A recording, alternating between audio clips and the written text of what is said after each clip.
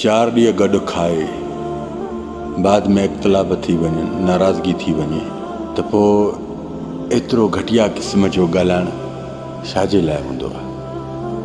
छा तव्हां अॻिलनि खे सिधनि माण्हुनि खे बि हथ सां ख़राबु कंदा आहियो? ॾिसो, तव्हां पंहिंजी गवाही अॻिलनि खे न ॾियो। जीअं साम्हूं वारा जेकॾहिं तव्हांखे घटिया क़िस्म जा इंसान लॻा न त तव्हां वरी घटिया क़िस्म जा इंसान न थियो। थोरो पाण खे ख़ामोश रखो ऐं किनारो अख़्तियार कयो। 2 कम इहे कयो। ख़ामोशी ऐं किनारो करण सां तव्हांजा वॾा फ़ाइदा थींदा। अॻिलनि खे अहसासु जाॻंदो आहे, ज़मीर जाॻंदो आहे त वाक़ई यार अॻिला असांखां हैसियत में घणा न, जंहिंजे करे अॼु सफ़ा ख़ामोश थी वेठा आहिनि ऐं असांखां परे था वञनि। बाक़ी तव्हां पंहिंजी हिकिड़ी मुड़सगिरी ॾेखारियो, पोइ वरी अॻिलनि खे मुनाफ़िक़ बि चओ लहजनि ऐं रवैयनि जे ज़रिए। ख़ुदा जो कसम, अॼु मुंहिंजा अल्फाज़ यादि रखिजो, तूं शेर आहे, तुंहिंजे साम्हूं सवा शेर आहे। बहितर आहे त तूं शेर ई रहो। अलाह इज़त ॾियणु सिखो, मोहबत ॾियणु सिखो, नफ़रत न ॾियो। नफ़रतनि सां अॻिलनि खे ॾिसंदो त पोइ तव्हां त खणी वक़्ती तौरु नफ़रत जी झलक हणंदा आहियो, बाद में तव्हांजे मथां सॼी उमिरि जे लाइ इहा नफ़रत जो लांताणो मन मुंहं में लॻंदो अथव। बहरहाल नफ़रत न कयो। नफ़रत करण खां पहिरियों सोचो त असां इंसान आहियूं यार। 4 ॾींहं जी ज़िंदगी आहे, सदाईं कोई बि हिते न रहंदो।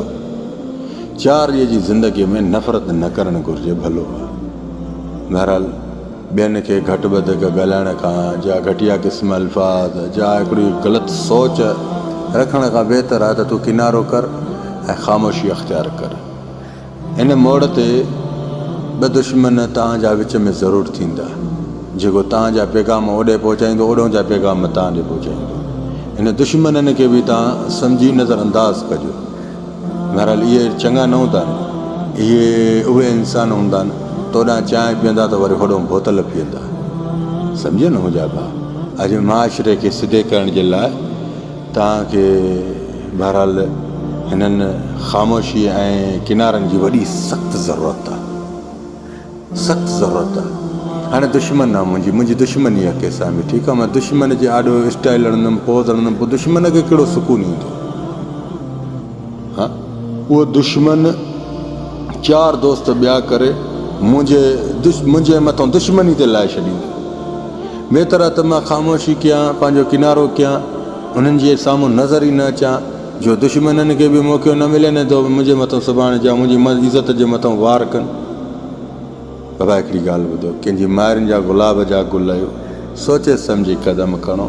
जेके तव्हांखे जीआरणु सेखारे उहे क़दम न खणो त खणण खां त जल्दबाज़ी करे वेंदा आहियो, पोइ पंहिंजे घर जे भातियुनि खे बि परेशान कंदा आहियो, पंहिंजी बि ज़िंदगी बेसुकून जी हालात में कंदा आहियो। सुहिणे तरीक़े ज़िंदगी गुज़ारियो, सुठी ज़िंदगी।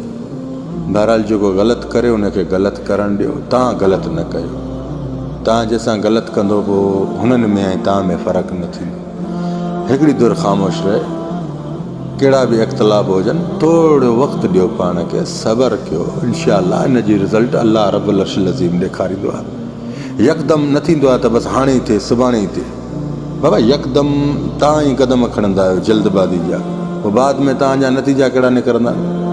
मौला जो कसम, तव्हां बल्कि अखियुनि सां ॾिसो त कोन था। बहरहाल अहिड़ा केस डेली जेके न मां तव्हांखे उन्हनि जो छा ॿुधायां, मां पंहिंजे उहिदे जी तव्हांखे ख़बर छो ॾियां। बहरहाल मुंहिंजो मक़सदु चवण जो इहो आहे त जल्दबाज़ी करण खां बहितर अथव सब्र, ख़ामोश, किनारो। इहे 3 शयूं पंहिंजे अंदर में दाख़िल कयूं। 2 शयूं त तव्हांजे मथां ख़ासि, ख़ामोशी ऐं किनारो। इख़्तिलाफ़ जे दौर में ख़ामोशी ऐं किनारो खपे बसि। अलाह साईं तव्हांखे इन जो रिज़ल्ट ज़रूरु ॾींदो। बहरहाल हाणे तव्हां भले हैसियत में बि ॾाढा आहियो, हैसियत में ॾाढा बि आहियो त बाद में तव्हांखे ई लांताणो लॻंदो। थी सघे ॾिसो न त तव्हां हैसियत में ॾाढा बि हुजो, ताक़तवर बि हुजो, पर साम्हूं वारे ते हिकिड़ो वार करण बि, अॼु सोशल मीडिया जो दौरु आहे। अॼु को कंहिंखां का ॻाल्हि नथो रखे, सम्झी वियो। तव्हांजी जॾहिं अलाह इज़त बुलंदी ते पहुचाईंदो न त पोइ तव्हांजी इज़त खे किराइण जे लाइ ओसे पासे वारा, इहे साइडनि वारा ज़रूरु ईंदा।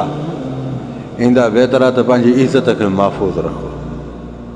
अल्लाह ताला सलामत रखे रब्बुल आलमीन। ऐं मां पंहिंजे दोस्तनि खे जो पैगाम थो ॾियां त मुंहिंजी जीमेल ID अथव शेख ज़ुबैर 770 शेख ज़ुबैर 770@gmail.com। तव्हांखे जेको बि मैसेज ॾियणो आहे तव्हां जीमेल जे ज़रिए ॾियो ऐं इंशाअल्लाह तबारक अल्लाह उन जीमेल जे सवाल जो जवाबु तव्हांखे वीडियो जे ज़रिए मिली वेंदो। इहा तव्हां सां ज़बान आहे। जज़ाकल्लाह ख़ैर, मां सलाम। पंहिंजो घणे में घणो ख़्यालु रखिजो।